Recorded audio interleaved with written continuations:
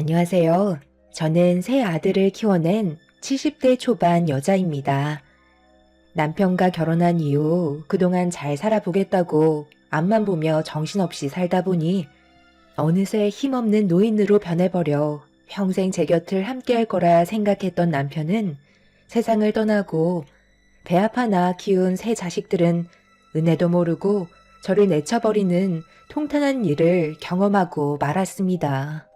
먼저 세상을 떠난 남편이 너무 그립고 지금까지 무엇을 위해 살아온 건지 후회만 남게 되었어요. 힘들게 남편과 자식들 뒷바라지 해오며 이악 물고 버텨왔었는데 자식들은 키워준 부모에게 감사함보다는 더 많은 걸 바라고 있었고 결국 그 끝은 돌이킬 수 없는 결과까지 가져오는 비통한 사건이 눈앞에 펼쳐지고 말았습니다. 하루도 빠짐없이 운동을 즐겨하던 남편의 몸에 문제가 생겼다는 걸 알게 된 순간 병원을 찾았을 때는 이미 늦었다는 걸 알게 되면서 서둘러 병원에 입원을 할 수밖에 없었어요. 남편도 나이를 먹어가다 보니 아무리 근력 운동을 해도 살이 빠지는 건 어쩔 수 없다고 생각했었는데 알고 보니 대장암이었던 거죠.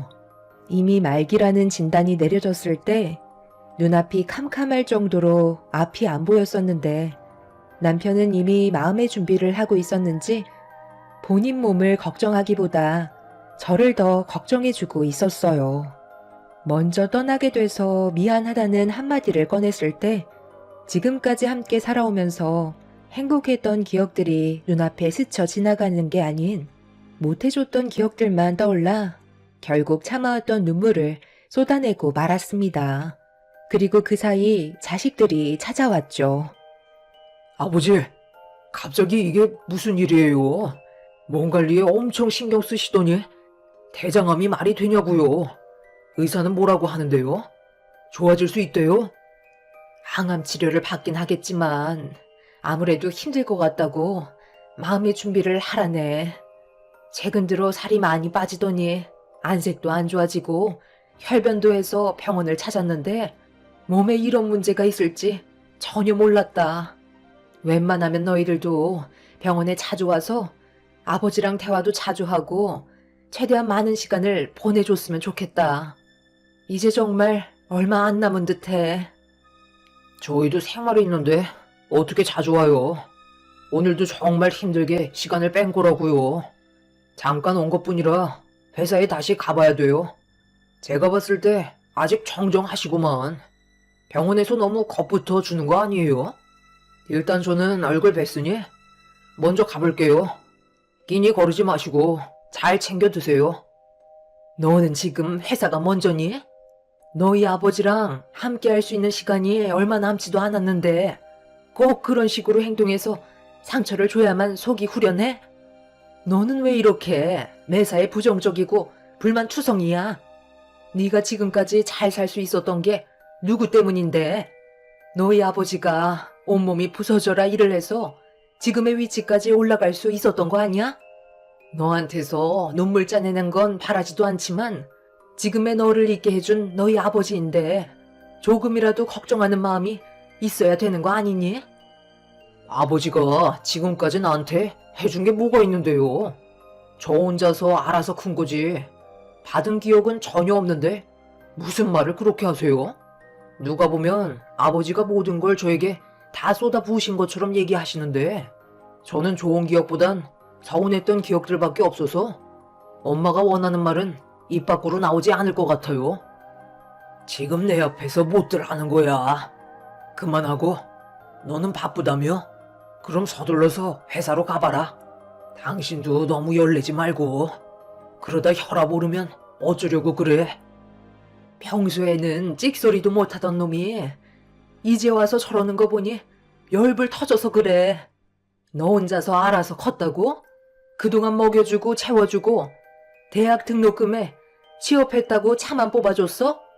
결혼한다고 해서 그 비용 전부 대주고 신혼집까지 마련해줬더니 너 지금 한다는 말이 해준 게 뭐가 있냐고? 그동안 남편이 쉬지 않고 힘들게 벌어모은 돈으로 둘째 아들뿐만 아니라 첫째, 셋째까지 전부 뒷바라지 해줬는데 받을 때는 넙죽 엎드리던 놈이 저희 남편 세상 떠날 날이 되니 그제서야 본색을 드러내는 아들한테 받은 상처가 저를 너무 화가 나게 만들었어요. 그래서 흥분을 가라앉히지 못한 채 병실에서 난리를 치고 말았죠. 둘째 아들이 싫은 소리 듣고 싶지 않다며 병실 밖을 빠져나간 뒤에야 모든 상황이 진정되었습니다. 첫째와 막내 아들은 제 눈치를 보며 최대한 조심스럽게 행동을 했지만 너무 큰 충격을 받아서인지 남편과 단둘이 조용히 있고 싶어 자식들을 돌려보냈어요. 남편도 그제서야 힘든 몸을 눕히며 놀란 가슴 진정시키고 있는데 본인이 과거에 아이들한테 너무 못해준 것 같다며 씁쓸한 표정으로 저를 바라보고 있었죠. 둘째 아들이 원래 첫째와 막내보다 욕심이 상당히 많아서 모든 자기가 전부 다 가지려 하길래 남편이 몇 번 안 좋은 말을 했었는데 그걸 기분 나쁘게 생각하고 있었는지 마음속에 오래 간직하고 있었던 것 같았습니다. 10손가락 깨물어 안 아픈 손가락 없다고 셋을 키우면서 공평하게 나눠주는 건 상당히 어려운 문제였고 항상 아낌없이 준다고 생각했는데 자식들의 욕심은 한도 끝도 없었죠. 결국 둘째는 남편이 세상을 떠날 때까지 첫날 병문안 온 이후 단 한 번도 찾아와 준 적이 없었습니다. 아무리 그래도 자식된 도리로 자기를 이 세상에 있게 해준 아버지의 장례식장에는 와야 하는데 끝까지 오려 하지 않자 너무 화가 난 저는 둘째 며느리한테 전화를 걸었어요. 곧바로 받은 둘째 며느리는 얼마나 심각한 상황인지 제대로 파악을 못하고 있는 듯 밝은 목소리로 전화를 받았습니다. 어머님, 무슨 일 때문에 전화하셨어요? 제가 지금 모임에 나와서 전화 통화를 오래 못하거든요.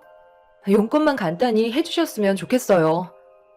너 지금 어떤 상황인지 모르고 있는 거냐? 너희 시아버지가 세상을 떠나서 장례를 치르고 있는데 코빼기도 안 비치고 지금 모임에 나가 웃고 떠들고 있는 거야? 아버님 세상 떠나신 거 진작 알고 있었죠. 그런데 오늘 정말 중요한 모임이라서요. 제가 빠지면 안 되거든요. 저희 말고도 형님네도 있고 동생네도 있잖아요. 그리고 오늘만 날도 아닌데 너무 열내지 마세요. 그이가 첫날에는 굳이 참석 안 해도 된다고 하던데요. 지금 저 다른 곳으로 이동을 해야 돼서 나중에 전화 주시겠어요? 내 아들이 그렇게 얘기했다고 해서 너까지 이런 식으로 행동하면 되겠니? 지금 이게 옳은 행동이라고 생각하는 거니? 그놈은 왜 전화도 안 받는 거야?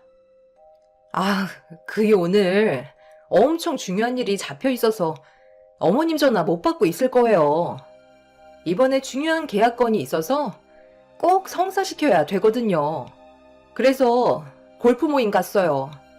어머님, 아버님은 세상을 떠나셨지만 그이는 이제 시작이라고요. 앞으로 살 날이 얼마나 많은데 세상 떠나신 아버님 때문에 한 번뿐인 인생 망칠 수는 없잖아요.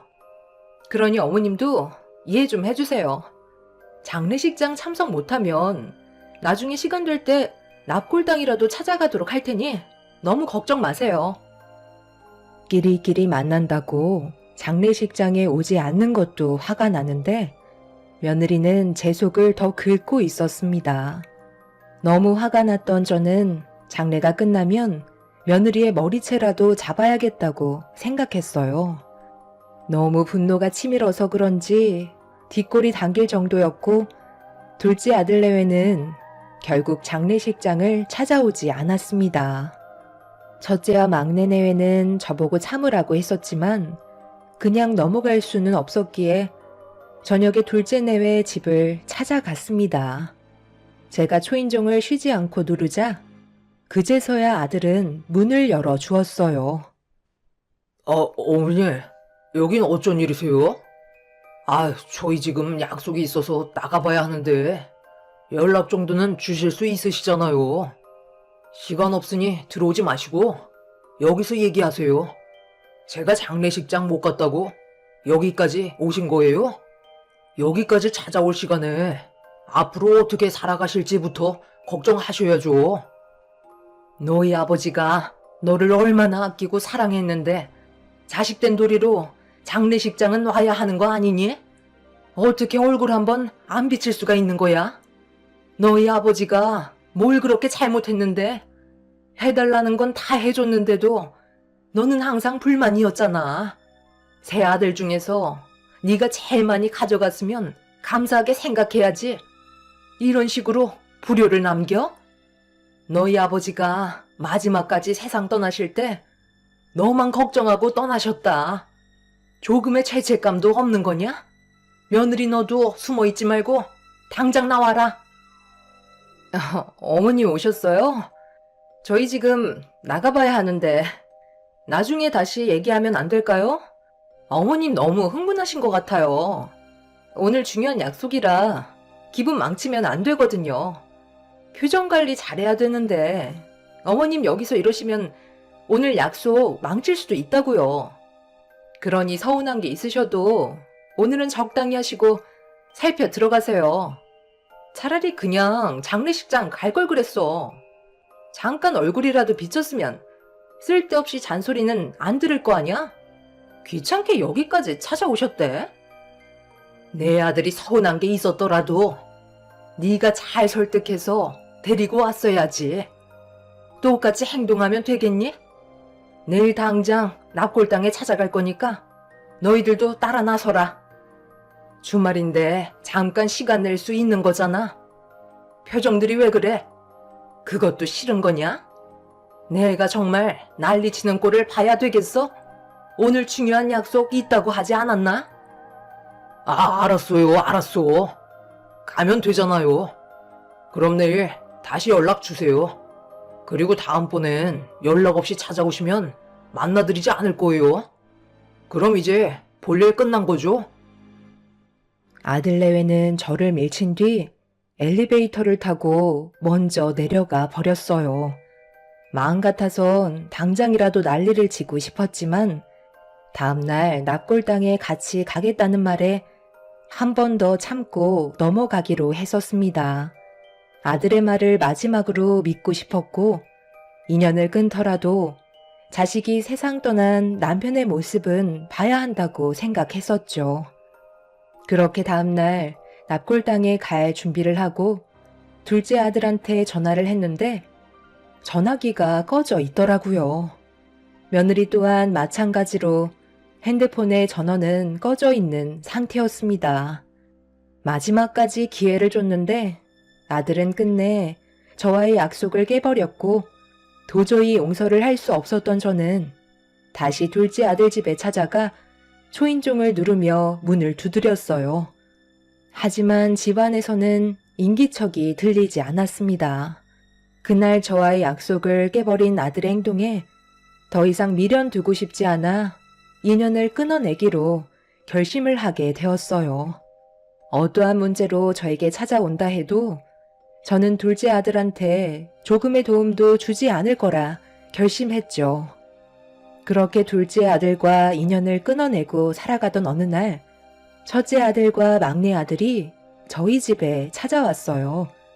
얼굴 표정이 상당히 좋지 않길래 무언가 부탁을 하려고 온 것 같다는 느낌을 받았었는데 예상했던 대로 첫째 아들이 먼저 입을 열어 도와달라는 말을 꺼내었죠. 무슨 안 좋은 일이 생겼냐고 물어보자 첫째 아들이 눈물부터 흘렸습니다. 어머니도 알고 계시죠? 저희 둘이 같이 사업을 하고 있잖아요. 그런데 이번에 상황이 좀 어려워져서 그동안 모아둔 돈들로 막고는 있지만 더 이상 버티기가 힘들 것 같아 손 벌릴 곳도 없고 해서 어쩔 수 없이 찾아올 수밖에 없었어요. 어머니가 도와주신다면 그래도 숨통은 찰 것 같은데 부탁 좀 드리면 안 될까요? 엄마도 저희 회사 사정 모르시는 거 아니잖아요. 이번만큼은 피할 수 없을 것 같아요. 너무 큰 타격이라 지금 위기를 넘기지 못하면 저희 둘뿐만 아니라 상당히 많은 직원들이 거리로 내몰리고 말아요. 아버지께서 남기고 가신 재산을 저희한테 전부 주시면 사업이 다시 안정화되면 그때 다시 돌려드리도록 할게요. 어머, 그렇게는 안 되죠. 저희한테 돈을 빌리려 하시길래 뭔가 느낌이 안 좋았는데 어머님 집에까지 찾아오실 줄은 정말 몰랐네. 어머님, 도와주지 마세요. 아주버님이랑 서방님이 지금 아버님 재산 탐내고 있는 거라고요. 그 많은 재산 홀라당 넘겨주시면 저희한테 돌아오는 건 아무것도 없는 거잖아요. 절대 안 돼요. 너는 또 여기는 어쩐 일이냐? 감히 여기가 어디라고 오는 거야? 꼴도 보기 싫으니 당장 나가라. 내가 왜 너한테 그런 말을 들어야 하는 거니? 아버지가 옆에 없으니까 그새 달라붙어서 재산을 탐내려 하는 거야? 제가 아무리 개차반같이 행동을 했어도 재산 문제는 별개이니 무조건 똑같이 분배해야 된다고 생각해요. 돈 문제만큼은 내가 빠질 수 없지. 절대 도와주지 마세요. 아버지 재산 전부 다 준다고 해서 나중에 엄마한테 돌아가는 게 있을 것 같아요? 형, 정말 너무한 거 아니야? 아버지 재산 문제는 서로 상의를 해야 되는 거지. 단독적으로 행동을 해서는 안 되는 거라고. 내가 형이 원하는 대로 재산을 가져가게 놔둘 것 같아? 엄마, 재산 문제는 확실하게 해주세요. 저도 자식이기 때문에 당연한 권리를 요구할 수 있는 거라고요. 너희 아버지 장례식장에도 오지 않았으면서 네가 재산을 가질 자격이 어디 있다는 거야? 우리 집안 중에 제일 잘 먹고 잘 사는 놈이 돈 냄새 하나는 기가 막히게 알아채선 허락도 없이 감히 내 집에 들어와? 이참에 잘 됐다. 너희 아버지가 남긴 재산 첫째랑 막내가 운영하는 사업에 전부 투자하기로 결정했다. 둘째 아들 내외는 말도 안 된다며 난리를 쳤지만 저는 이미 귀를 닫아버렸고 둘째 아들이 그동안 보여줬던 행실들에 대한 대가라고 생각했었습니다. 첫째와 막내 아들은 자기 아버지가 세상을 떠날 때까지 최선을 다해 옆자리를 지켜줬었는데 그래서 더욱 남편의 재산을 받을 자격이 있다고 판단하게 되었죠. 상당히 많은 자금을 필요로 해서 남편이 그동안 평생 벌어모았던 재산들 전부 다 털어 첫째와 막내 아들 회사에 지원을 하게 되었습니다. 둘째 아들 내외는 제 결정에 한바탕 난리를 친 뒤 제가 세상을 떠나도 장례식장에 발도 들이지 않겠다며 그렇게 인연을 끊고 말았습니다. 첫째 아들은 사업이 다시 제자리를 잡아 안정권에 들어선다면 저에게 받았던 만큼 베풀어 주겠다고 제 손을 잡아 주었어요.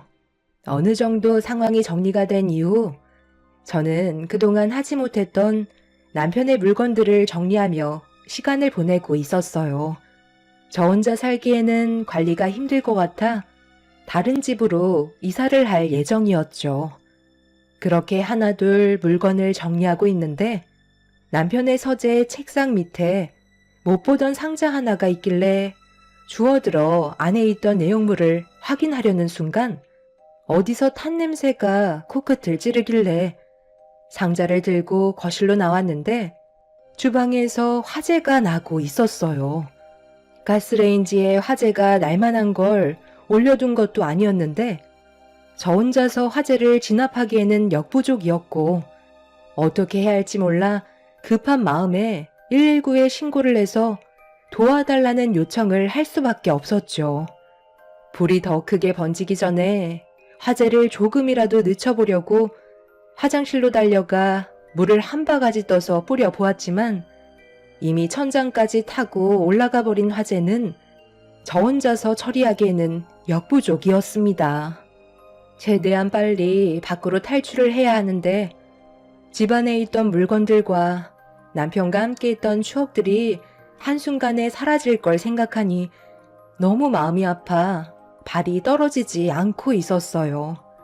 순식간에 차오른 연기는 제 시야를 가로막았고 당황해서 아무것도 하지 못한 채 발만 동동 구르다가 결국 제가 들고 있던 상자 하나만 들고 집 밖으로 나가려고 현관문을 열렸는데 문이 열리지가 않더라고요.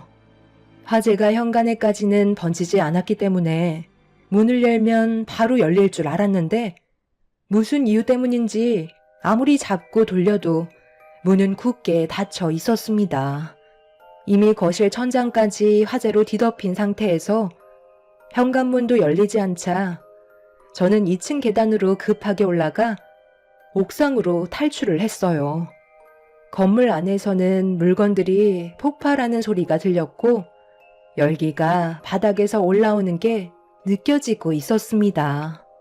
잠깐 숨을 돌리는 사이 119가 도착해 화재 진압에 힘을 써줬지만 이미 집안은 전부 다 타고 재로 변해버린 상태였어요.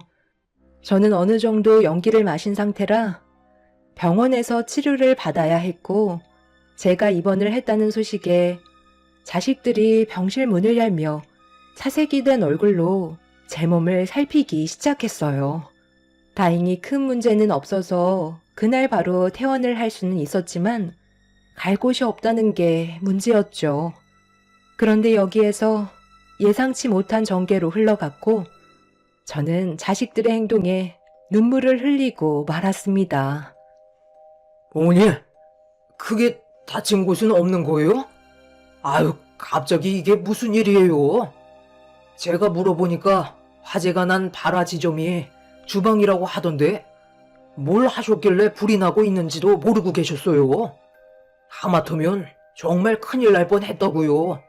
집이 전부 다 타버렸다면서요. 그럼 아예 허물고 땅만 팔든지 해야 되겠어요.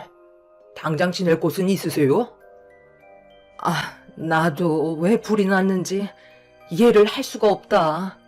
주방에서 딱히 뭘 한 것도 없는데 타는 냄새가 나서 나와보니 주방에서 이미 불이 나고 있었어. 집이 그렇게 됐으니 전부 다 헐고 땅만 처분하던지 해야 되겠지. 그런데 거처가 없어져서 지금 당장 갈 곳이 없는데 너희들한테 신세 좀 줘도 괜찮겠니? 상황이 마무리되는 대로 나 혼자 살 곳 마련해서 나갈 테니 그때까지만 너희들한테 신세 좀 져야 할 것 같다. 엄마도 지금 너무 놀란 나머지 도움이 좀 필요할 것 같거든. 저희 집에요? 잠깐만요. 그건 좀 힘들 것 같아요. 어머니도 잘 아시잖아요. 저희도 애들이 많아서 어머니가 마음 편히 쉴 곳이 없어요. 방도 없고요. 나도 형이랑 같은 상황이잖아.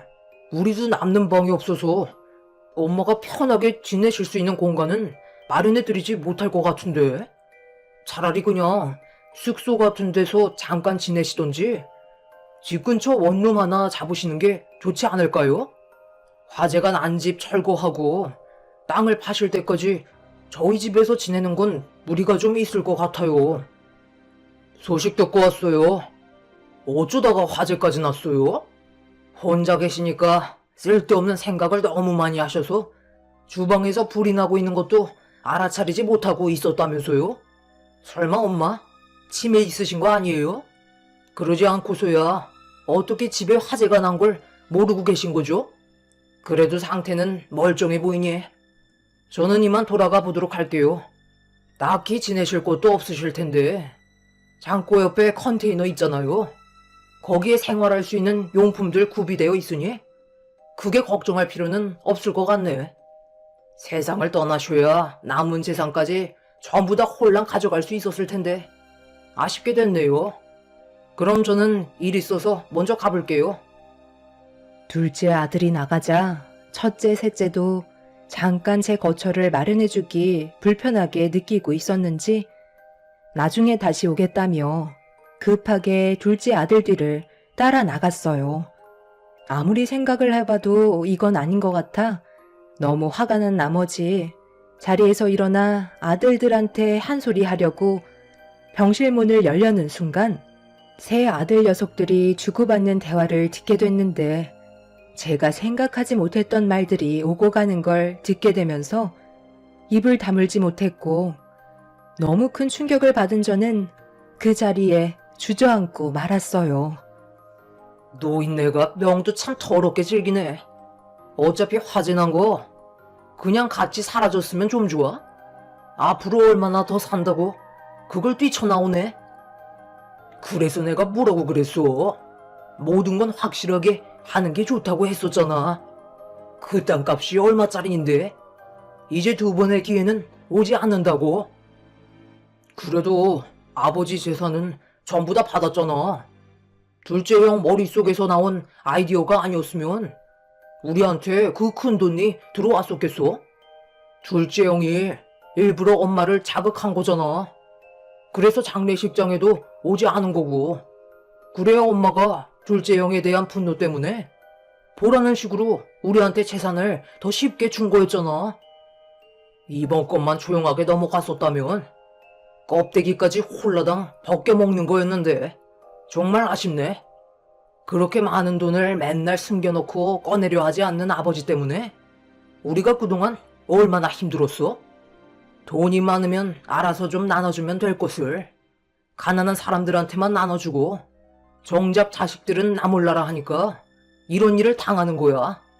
일단 오갈 데도 없는 노인네 괜히 분노 사게 해서 남은 재산 토해내지 않을지도 모르니까 둘 중 하나는 잠깐 동안 모시고 있어. 막내 네가 좀 모시고 있어라. 어차피 그 땅은 금방 처분되니까 며칠만 같이 지내면 되는 거야. 이번 것만 끝내면 더는 볼 일 없으니까 네가 좀 희생해라. 그렇게 여기까지 와서 파투낼 생각은 아니지? 불편해도 조금만 참고 신경 써주는 척 연기만 잘하면 되는 거야. 괜히 일 크게 만들지 말자고. 아유, 왜 하필 나야? 형들은 꼭 하기 싫은 일들은 나를 시키더라. 항상 보면 뒤처리는 내가 전부 다 했었다고. 이번에 들어오는 재산은 내 비중이 컸으면 좋겠어.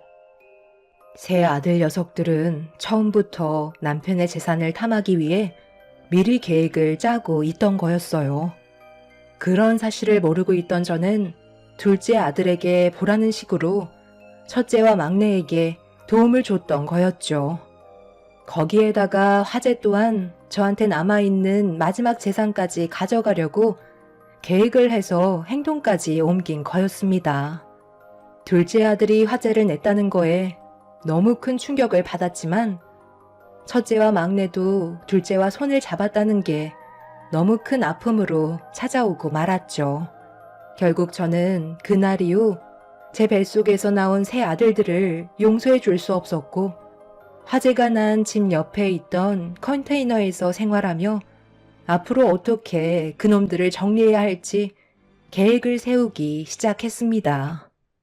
건물 전체가 순식간에 화재가 나서 CCTV도 무용지물이었고 둘째가 계획한 이 모든 것들을 밝혀내기 위해 화재가 났을 당시 조사를 했던 형사님을 다시 만나 제기로 들었던 내용들에 대해 전부 알려주었습니다. 그날 이후 담당 형사는 세 아들의 뒤를 조사했고 저는 화재가 난 집을 철거한 뒤 남겨진 땅을 처분하기 위해 준비를 하고 있었어요. 세 아들들은 제가 걱정도 되지 않는지 컨테이너에서 생활하고 있는 저를 보러 단 한 번도 찾아와 주지 않았습니다. 그동안 무엇을 위해 남편과 발버둥 치며 살아왔는지 모르겠더라고요.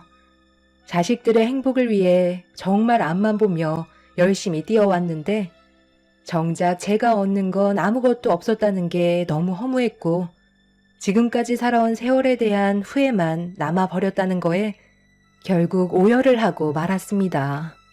그렇게 혼자 남겨진 컨테이너에서 지친 몸을 눕힌 채 잠을 청하려 하는데 남편이 남기고 떠난 상자 하나가 생각이 나더라고요.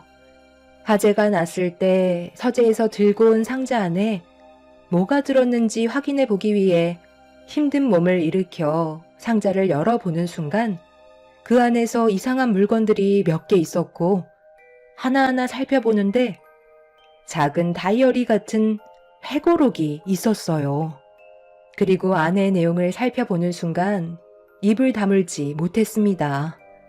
남편은 그동안 세 자식들이 무엇을 하고 있었는지에 대해 모든 걸 다 파악하고 있었고, 그거에 따른 증거물들을 전부 다 가지고 있는 상태로 모른 척하며 생활하고 있었어요.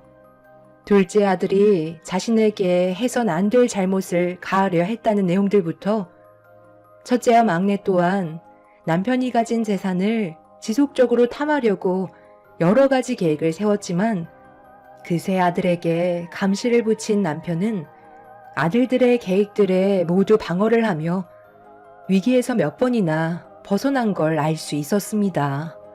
상자 안에서는 세 아들이 모여 의논한 범죄 계획과, 그리고 남편이 평소에 건강을 생각해서 챙겨 먹고 있던 약을 다른 걸로 바꿔치기 했다는 거에 대한 여러 가지 증거물들을 확보해 놓고 있었죠.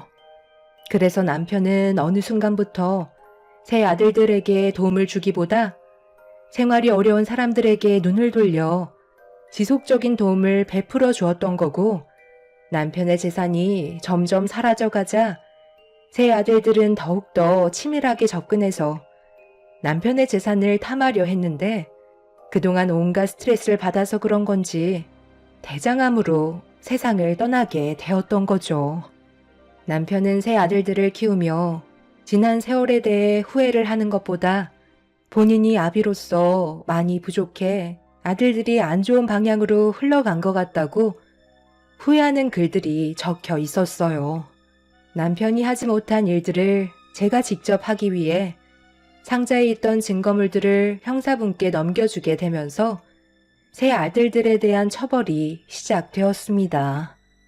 몇 년간의 기록들은 세 아들을 궁지로 몰아세웠고, 결국 재판에서 처벌을 면하지 못하는 상태가 되었죠.